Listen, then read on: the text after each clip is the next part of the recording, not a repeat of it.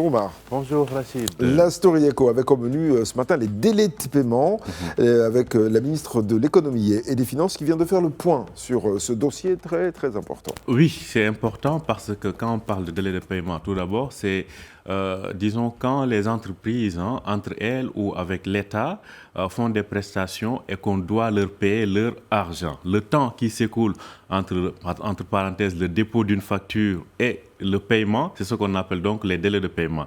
Il se trouve que c'est une question essentielle à la survie de beaucoup d'entreprises parce que si vous faites un travail, vous déposez votre facture et que vous n'êtes pas payé, au bout d'un moment, les problèmes de trésorerie apparaissent. Alors, ce qui fait qu'une loi a été adoptée en 2023, c'est la fameuse loi 69-21, qui régularise donc un peu les délais de paiement, c'est-à-dire que les délais de paiement, on ne doit pas rester plus de 60 jours ouvrables sans payer une facture qui nous est, livrée par une entreprise ou un prestataire.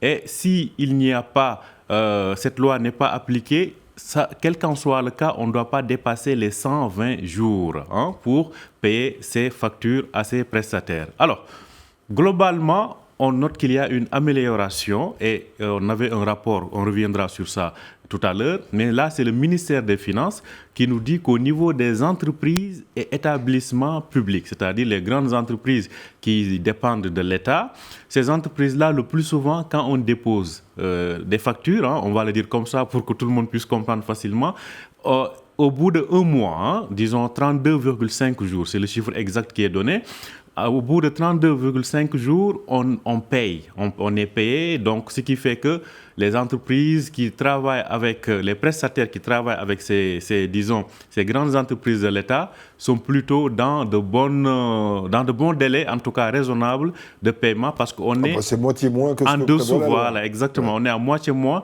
de ce que prévoit la loi. Donc là, c'est le ministère de l'économie et des finances qui nous le dit. Alors, c'est quand même un peu plus long que les 31 jours qui avaient été cités lors du dernier rapport de l'Observatoire national sur les délais de paiement, mais ce n'est pas trop méchant. Donc, disons que globalement, les entreprises publiques de l'État respectent en tout cas les délais de paiement avec une avance d'un mois, disons, par rapport au délai fixé. C'est bien sûr une moyenne. C'est ça. C'est pas forcément c'est une moyenne, 31,5 jours pour tout le monde. Cela dit, qu'en est-il du secteur privé? Est-ce que c'est le même rythme de progression là-dessus? Alors, c'est là où se pose, disons, le paradoxe. On peut vraiment parler d'un paradoxe pour le secteur privé parce que le secteur privé et l'État sont des clients. On va dire qu'il y a une relation de client-fournisseur, fournisseur-client.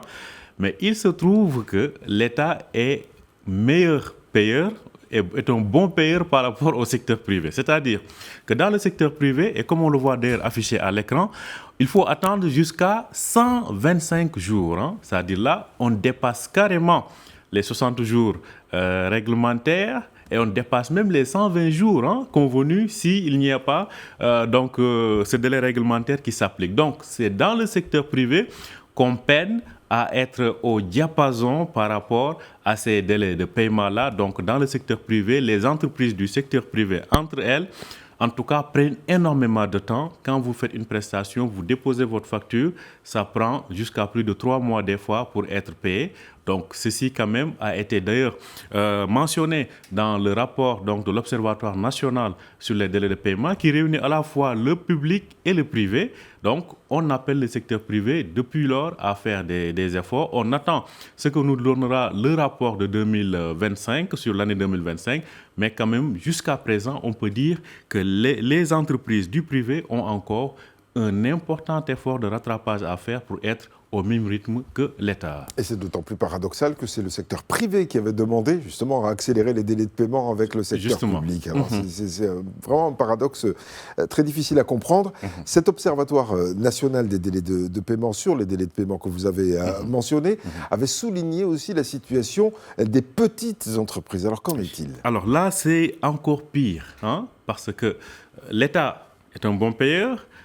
Les grandes entreprises entre elles dans le secteur privé sont ce qu'elles sont. Maintenant, quand il s'agit des toutes petites entreprises, là, la situation empire. Pourquoi? Parce que je vous parlais des 125 jours dans le secteur privé de façon générale, mais pour ce qui est des TPME, on est à 130 jours. C'est à 130 jours. Alors, donc, comptez le nombre de mois que cela fait, c'est-à-dire une entreprise, une TPME, qui fait une prestation auprès d'une autre entreprise, par exemple, du secteur privé, peut attendre jusqu'à, alors, des fois, on peut dire jusqu'à 4 mois, voire plus, pour être payé. Alors, imaginez les impacts et les dommages que cela peut faire en termes de trésorerie. D'ailleurs, beaucoup de TPME meurent en cours de route parce qu'elles n'arrivent plus à avoir une trésorerie, disons, saine, elles n'arrivent plus à suivre.